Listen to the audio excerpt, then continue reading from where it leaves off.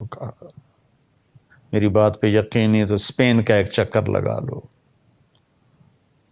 میں جا کے میں وہاں آنسوؤں سے نہیں رویا، میں جو کہتے ہیں نا خون جگر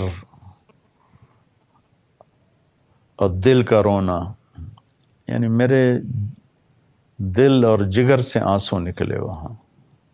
اس وجہ سے نہیں کہ یہاں زوال آ گیا، اس وجہ سے کہ جس وجہ سے وہ تباہ ہوئے تھے وہ سب کچھ پاکستان میں ہو رہا ہے اور کسی کو ہوش کوئی نہیں ہے.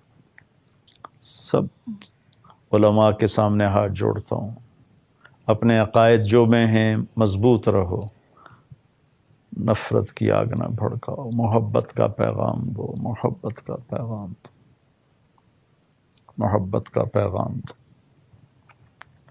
سب کو گلے لگانا سیکھو، اختلاف رائے کو برداشت کرنا سیکھو.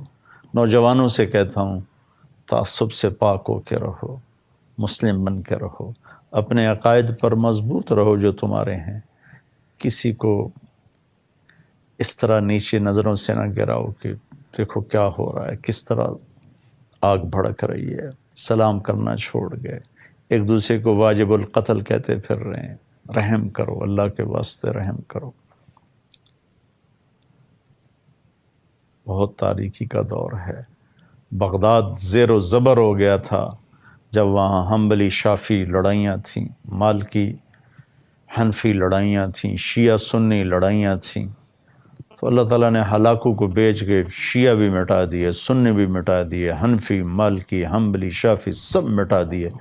15 لاکھ آدمی تیغ کروا دی. اللہ کے واسطے ایک دوسرے کو برداشت کرو.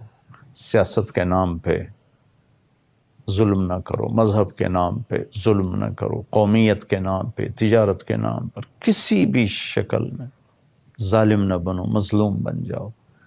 سینے سے لگانا سیکھو، دھکا دینا نہ سیکھو، پیار کرنا سیکھو، نفرت کرنا نہ سیکھو، قریب کرنا سیکھو، دور کرنا نہ سیکھو. تبلیغ کا کام ایک تحفہ ہے، اس میں ٹائم لگاؤ.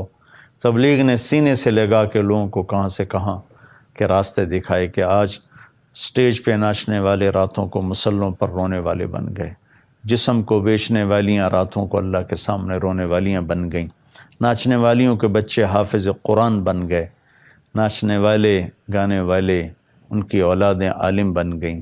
صرف سینے سے لگانے کا کام کیا. 6 بر اعظم میں اللہ نے تبلیغ کے کام کو پھیلا دیا. اللہ تعالیٰ نے کئی دفعہ مجھے جانے کا موقع دیا. میں آپ سب بھائی بہنوں کی منت کرتا ہوں، آئیں ہم مسلمان بن کے رہیں، امت بن کر رہیں، تبلیغ میں وقت لگائیں، آپ کو بہت فائدہ ہوگا، بہت فائدہ ہوگا.